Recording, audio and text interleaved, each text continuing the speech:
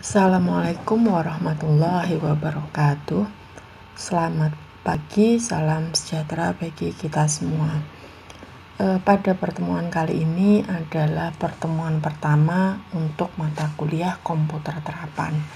Jadi pada 1 semester ke depan kita akan belajar mengenai aplikasi atau software yang sering kita gunakan dalam perencanaan atau analisis dalam bidang sumber daya air. Rencananya dalam 1 semester ke depan saya akan memberikan bahasan atau pemahaman tentang software HMS kaitannya dengan hidrologi dan HECRAS kaitannya dengan hidrolika, serta tambahan Civil 3D untuk menunjang 2 program tersebut. Pada pertemuan pertama kali ini saya akan menjelaskan dulu pengenalan mengenai aplikasi hidrologi dan contoh pemodelan basin sederhana. Pemodelan akan sering kita temui dalam perencanaan atau analisis sumber daya air di dunia konsultan atau kontraktor nantinya. Pemodelan kita kenal ada 2 model, yaitu model fisik dan model analog. Model fisik di sini adalah representasi dari dunia nyata. Jadi kita memodelkan secara fisik kenyataan yang ada di lapangan, tetapi dengan skala tertentu. Jadi untuk model fisik ini biasanya dilakukan di laboratorium. Contohnya nanti adalah simulasi aliran saluran terbuka. Itu biasanya kita memodelkan sebuah saluran atau bendung atau waduk dalam fisik yang nyata tetapi dengan skala yang lebih kecil. Yang kedua, model analog. Ini adalah merupakan model matematis. Jadi kita gunakan persamaan matematika, kemudian diterjemahkan ke dalam kode komputer menjadi suatu algoritma dan hasilnya adalah program komputer. Nah, di sini program komputer ini akan sangat membantu kita untuk analisis. Kenapa membantu? Mungkin kita bisa menyelesaikan permasalahan dengan cara manual, akan tetapi ketika ternyata yang kita hadapi itu suatu situasi yang sangat rumit, misal dia ada beberapa das atau beberapa sungai, nah itu akan lebih cepat dan akan lebih memudahkan kita kalau kita menggunakan program komputer.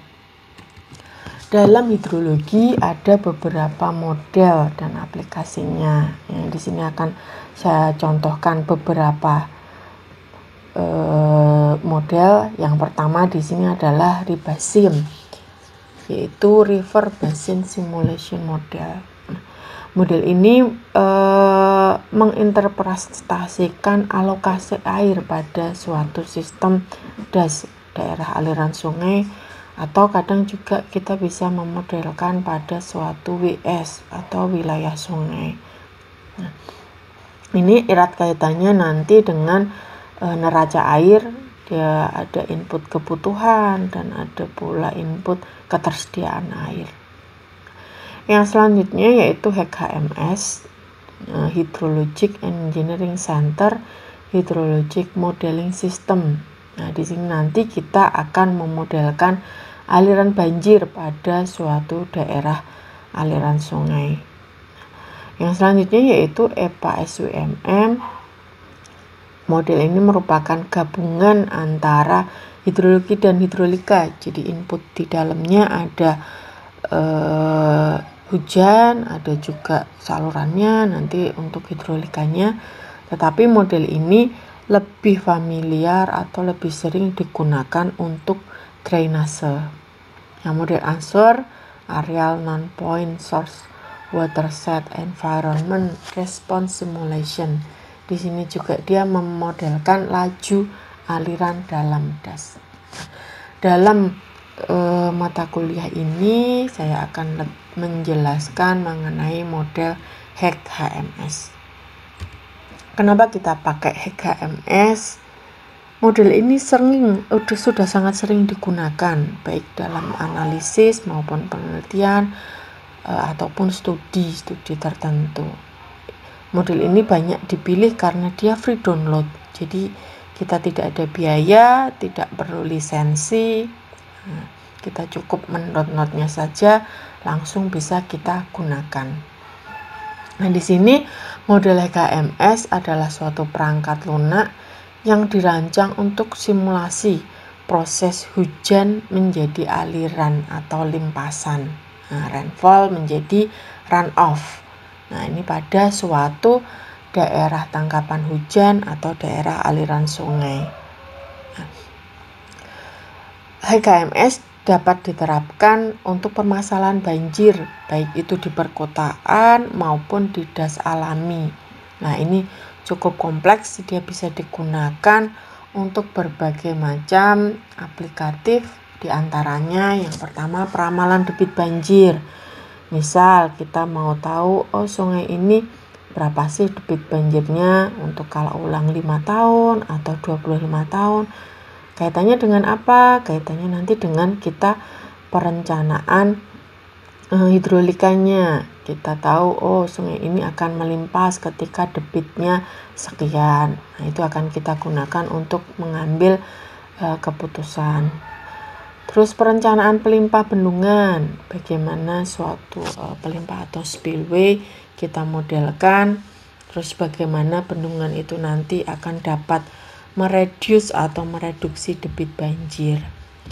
Terus studi kasus perubahan lahan. Jadi misal ini kita gunakan untuk tahu kalau lahannya berubah, berapa sih debit banjir yang akan berubah, apakah lebih besar atau lebih kecil. Karena kita tahu debit itu kan tidak lepas dari kemampuan lahan untuk menyerap air. Nah, otomatis kalau lahannya berubah, debit yang dihasilkan pun akan berubah. Nah, yang selanjutnya yaitu untuk dambrik atau pecahnya bendungan. Jadi nanti kita modelkan dalam suatu bendungan atau waduk tersebut kalau terjadi bencana, misal dia overtopping atau piping. Nah, itu debit yang diakibatkan oleh pecahnya waduk itu berapa. Nah, itu kaitannya dengan apa? Kaitannya nanti dengan rencana tindak darurat. Jadi nanti kita modelkan debitnya, terus kita routing di sungainya seperti apa, baru kita ketemu genangan banjirnya, sehingga kita bisa merencanakan rencana tindak darurat terhadap pecahnya bendungan tersebut. Nah, saya akan berikan contoh-contohnya aplikatif HMS tadi yang di sini saya ambilkan dari beberapa paper atau jurnal. Nah, di sini contohnya adalah HMS untuk peramalan debit banjir. Jadi dalam memodelkan suatu sistem, di sini dilakukan kalibrasi sebelumnya. Nah, ini contohnya saya ambilkan dari paper dari Malaysia. Dia melakukan pemodelan untuk sungai ini. Nah, ini adalah hasil hidrograf output dari HMS. Di sini ada yang simulasinya. Simulasi berarti dari hasil HMS. Yang di sini, yang bawah di sini adalah observe-nya atau hasil pengamatan. Nah, ini berarti bisa dilihat bahwa HMS juga mampu melakukan kalibrasi. Yang sebelah kanan di sini dia di Algeria. Nah, ini adalah contoh modelnya. Ada 2 basin di sini. Ini adalah contoh hasil kalibrasinya. Nah, ini yang merah di sini adalah observe atau pengamatan, sedangkan yang biru di sini adalah hasil simulasinya. Contoh paper yang lain di sini ada di Das Sampean Baru. Ini ada di Indonesia ya kalau ini. Nah, ini pemodelannya, ini juga hasil output HKMS-nya yang di sini dia disandingkan dengan debit pengamatan. Nah, ini dia ngambilnya tahun 2005. Nah, kalau yang di sebelah kanan di sini dari jurnal dia membandingkan antara debit banjir metode Nakayasu dengan hasil dari HKMS. Ini yang saya tampilkan adalah hasil HKMS-nya. Nah, ini bisa dilihat bahwa kita bisa memodelkan berbagai kala ulang. Di sini ada kala ulang 5 tahun, 25 sampai 200 tahun. Nah, ini jejaringnya. Ini agak rumit. Ini ada banyak subbasin. Nah, ini yang saya bilang tadi, model itu akan lebih mempermudah atau memperingan analisis.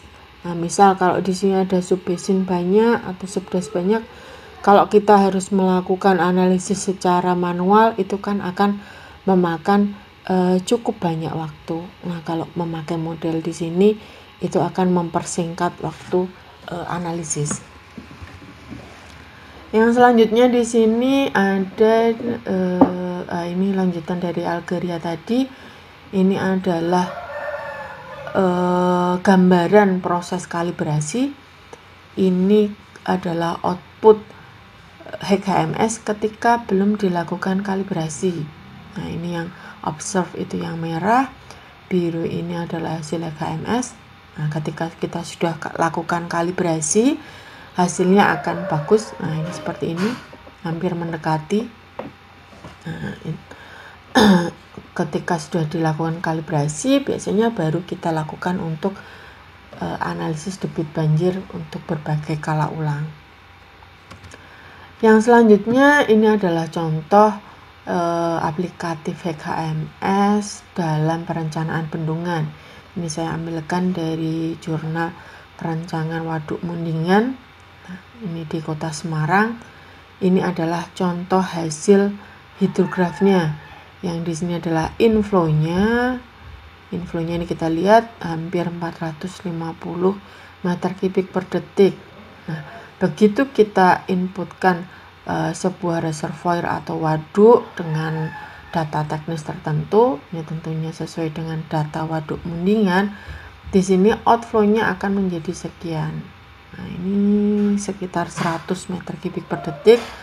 Artinya dari sini kita tahu bahwa dengan adanya Waduk Mundingan tersebut, dia mampu mereduksi debit banjir yang tadinya dari 450 menjadi sekitar 100 meter kubik per detik. Nah, ini adalah aplikatif atau pengaplikasian HKMS dalam perencanaan bendungan. Yang selanjutnya di sini adalah contoh studi kasus perubahan debit banjir akibat perubahan lahan. Nah, ini saya ambilkan dari paper. Dia meneliti kasus di Waduk Jati Gede, Cirebon ya. Nah, ini menggunakan tata guna lahan tahun 2009 dan 2018. Ini adalah hasil hidrograf dengan tata guna lahan 2009. Misal di sini Q50, debitnya adalah sekitar 3750 ya. Nah, ketika kita menggunakan data penggunaan lahan tahun 2018, ini sekitar 4000-an. Artinya apa? Artinya adalah perubahan lahan pada das tersebut mengakibatkan meningkatnya debit banjir. Mungkin yang tadinya ruang hijau dia berubah menjadi pemukiman, otomatis resapan airnya akan berkurang sehingga debit yang berubah menjadi limpasan pun akan menjadi semakin besar. Contoh kasus yang lain yaitu aplikatif HKMS dalam studi kasus dambrik atau pecahnya bendungan. Nah, ini contoh dari Myanmar. Ini seperti ini jejaringnya. Ini ada bendungannya.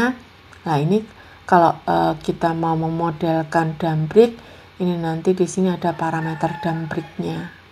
Nah, dari dump break di sini kita bisa modelkan ketika dia overtopping.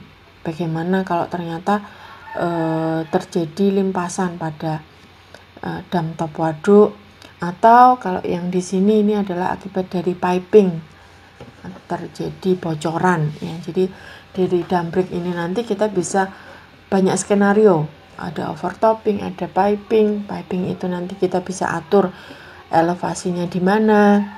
Nah, itu akan menghasilkan hidrograf yang berbeda. Contoh yang lain di sini adalah studi kasus di Embung Waiela di Ambon. Ini dia menggunakan HKMS, inputannya seperti ini. Nah, ini dia pakai skenario overtopping. Ada top elevation, bottom elevation. Ini adalah inputan yang digunakan dalam HKMS. Nah, hasilnya adalah seperti ini. Ini adalah hidrograf dump break akibat overtopping. Yang selanjutnya di sini dari jurnal yang memodelkan keruntuhan bendungan Logung di Kudus. Nah, ini seperti saya jelaskan tadi bahwa skenario dalam dump break itu ada berbagai macam. Ada overtopping, ada piping atas, bawah, dan tengah. Itu maksudnya adalah elevasi pipingnya ada di elevasi berapa. Nah, ini dia akan menghasilkan elevasi hidrograf yang berbeda. Nah, ini juga kita bisa menggunakan HKMS untuk memodelkan dump break atau pecahnya bendungan ini. Nah, dari berbagai paper atau jurnal tersebut dapat kita tahu bahwa banyak sekali manfaatnya aplikatif program HKMS ini dalam perencanaan atau analisis sumber daya air. Selanjutnya kita akan masuk ke pengenalan programnya. Yang pertama, bagaimana cara menginstalnya. Nah, ini Anda klik saja link di bawah ini ya. Oke. Saya contohkan, misal di sini. Nah, klik, ini akan masuk ke webnya HKMS, US Army di sini ya. Nah, ini ada beberapa versi. Nah, yang akan kita gunakan di sini adalah 4.5. Ya, 4.5 untuk Windows. Anda silahkan klik download di sini untuk mendownloadnya. Kalau sudah terdownload, nanti tinggal diinstal seperti biasa. Saya rasa untuk menginstalnya cukup mudah. Nah, kalau sudah diinstal, di sini saya akan coba memperkenalkan isi dari program HKMS tadi. Nah, ini adalah tampilan HKMS. Di sini saya contohkan satu jejaring. Ini Ciliwung ya. Ini contoh yang pernah saya kerjakan. Ini untuk daerah aliran Sungai Ciliwung. Tampilan HKMS itu akan seperti ini. Yang pertama, yang paling atas di sini, ini adalah nama filenya. Nah, contoh di sini nama file saya ini adalah kalibrasi. Nah, ini basinnya drainase Jakarta serta penyimpanannya. Nah, ini ada di D folder 2020 komputer terapan HKMS. Nah, yang selanjutnya di sini yaitu toolbar option. Ini ada berbagai macam toolbar, ada file, edit, view, komponen, GIS, parameters, compute, result, tools, dan help. Ini adalah toolbar-toolbar yang akan membantu kita dalam membuat jejaring maupun menginput datanya. Sisi sebelah kiri di sini adalah komponen model.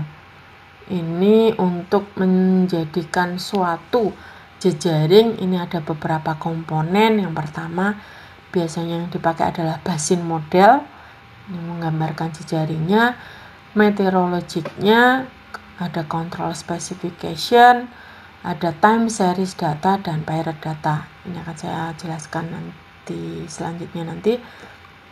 Nah, yang di sini ini adalah layout jejaring modelnya. Jadi ketika nanti kita belum menggambarkan jejaring, di sini akan blank putih ya. Nah, ketika kita sudah menggambarkan jejaring atau menambahkan background, itu akan muncul pada tampilan di sini, layar di sini. Nah, yang di bawah kiri di sini, sebelah kiri bawah ini adalah data input. Jadi ketika kita melakukan klik atau pilih pada salah satu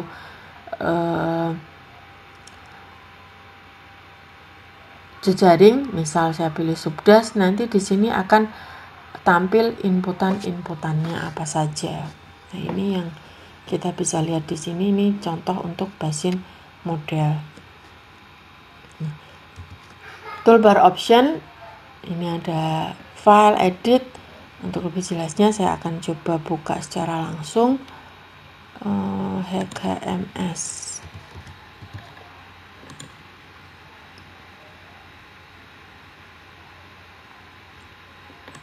Nah, ini contohnya.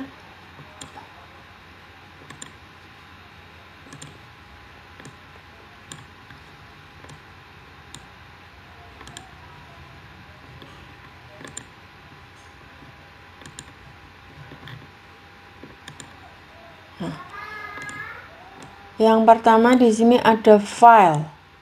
Ini ada new. New itu kalau kita mau bikin suatu model baru.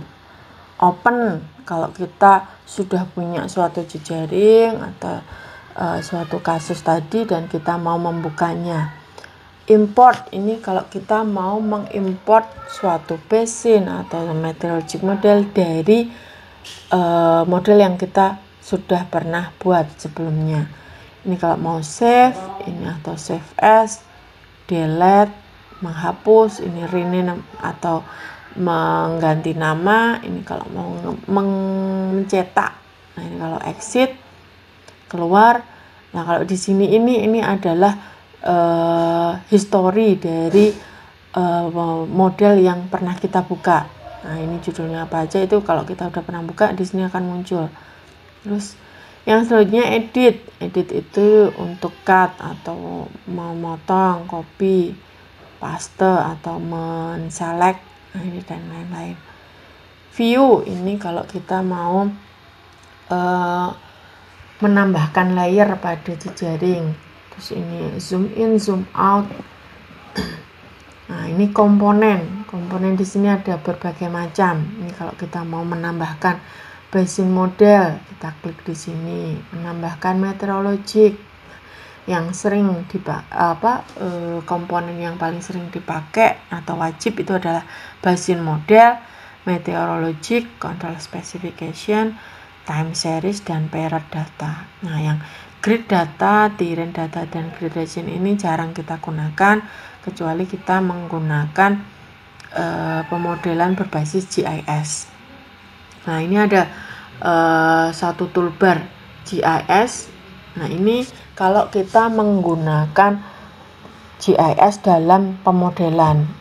Toolbar ini tidak kita temui pada versi-versi yang lama. Ini mulai muncul itu di 4.5 toolbar GIS ini. Parameter ini adalah inputan untuk komponen yang kita masukkan tadi. Nah, ini ada subbasin area, ada kanopinya, ada surface, loss-nya atau kehilangan. Nah, ini nanti akan kita pelajari lebih lanjut. Compute di sini untuk melakukan running model. Jadi kalau kita sudah menggambarkan jejaring, menginput datanya, yang terakhir kita lakukan adalah merunning modelnya supaya kita bisa melihat hasilnya. Nah, hasilnya nanti itu akan muncul di sini, result. Ada global summary-nya, ada elemen graph-nya. Ini adalah toolbar khusus untuk menampilkan hasil. Tools di sini ini bisa kita gunakan untuk mengatur tabel atau men-setting program.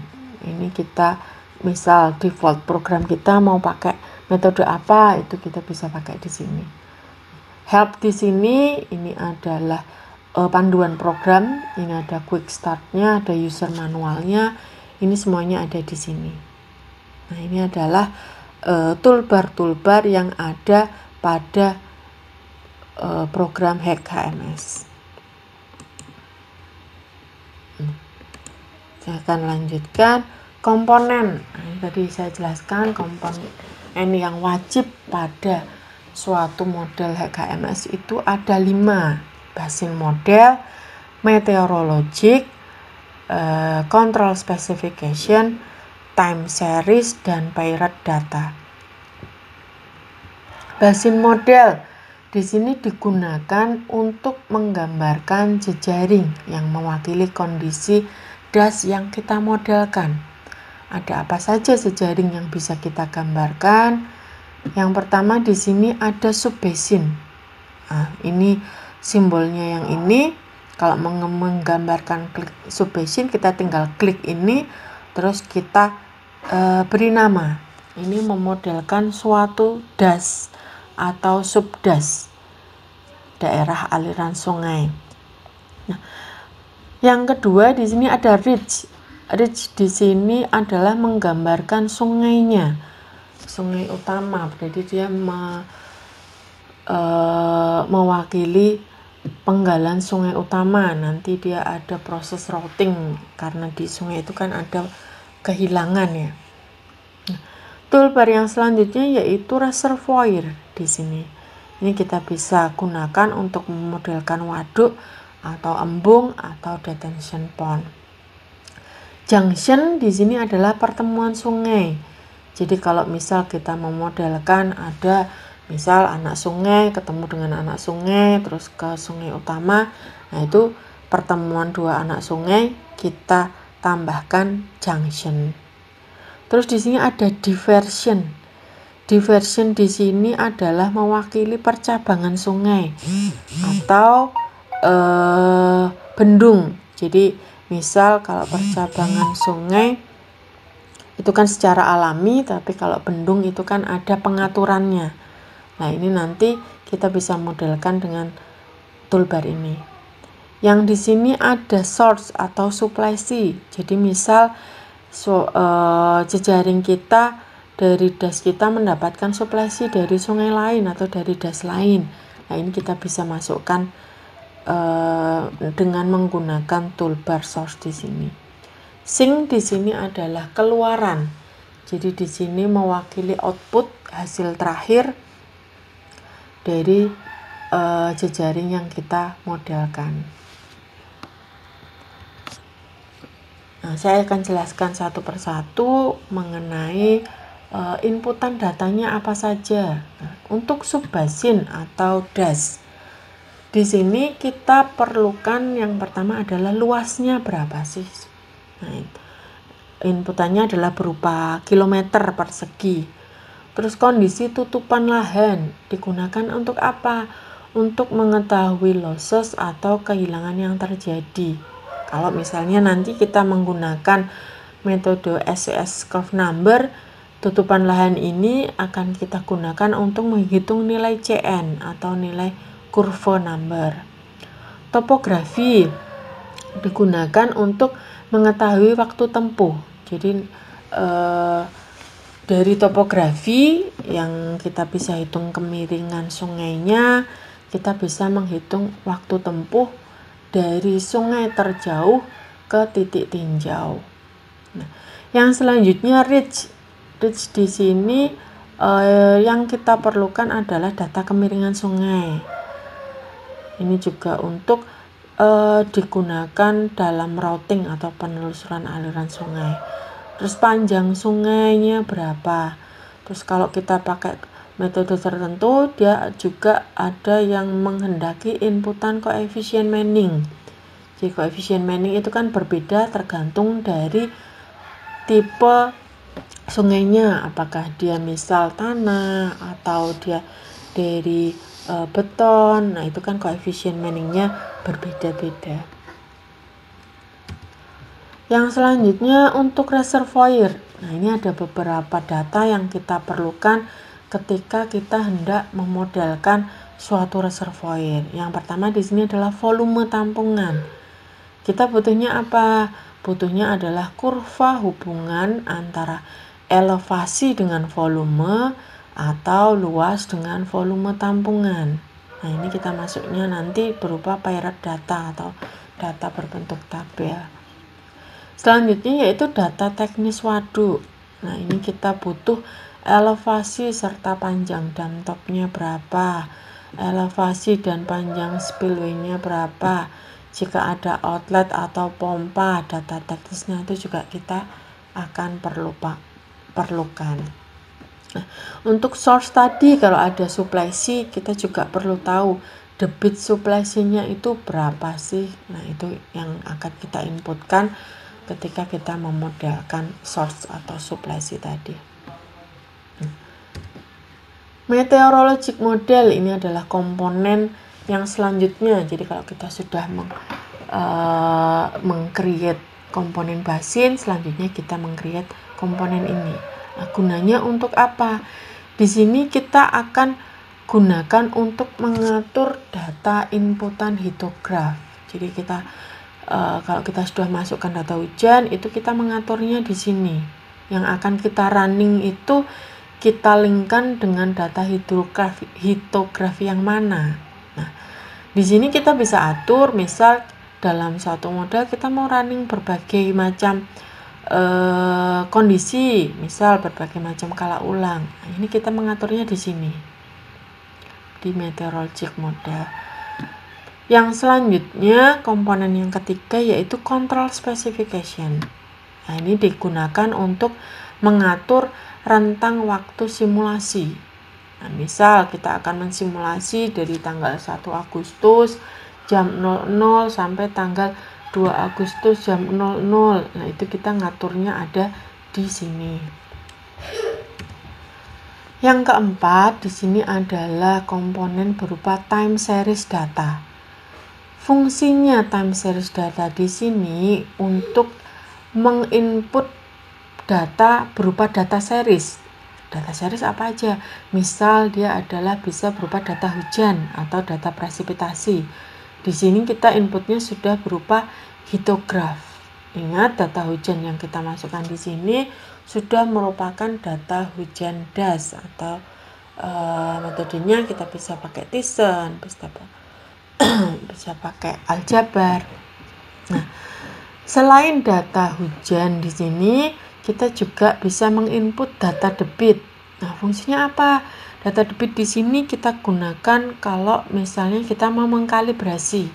Nah, itu inputnya ada di sini di time series data. Seperti saya jelaskan tadi, bahwa time series data itu bisa diatur untuk beberapa data. Misal kalau hujannya ada beberapa kala ulang, itu inputannya di sini. Paired data, ini komponen yang terakhir. Ini kita gunakan untuk inputan data berupa tabel. Yang butuh data tabel apa saja? Saya jelaskan tadi untuk reservoir misalnya. Di sini dia butuh data hubungan antara elevasi dan volume tampungan, atau bisa juga antara luas dan volume tampungan. Nah, itu kita inputnya di paired data ini. Data yang lain, misal kalau diversion tadi, kita kan butuh pengaturannya. Diversion itu kan percabangan atau bendung. Itu yang akan kita alihkan ke saluran ini, misal dia sekian debitnya. Nah, itu kita ngaturnya ada di sini, di inflow, di paired data ini. Demikian materi pengenalan aplikasi hidrologi HMS serta aplikatif penggunaan dan pengenalan modelnya. Selanjutnya nanti saya akan jelaskan tutorial pemodelan basin sederhana dalam video selanjutnya. Wassalamualaikum warahmatullahi wabarakatuh.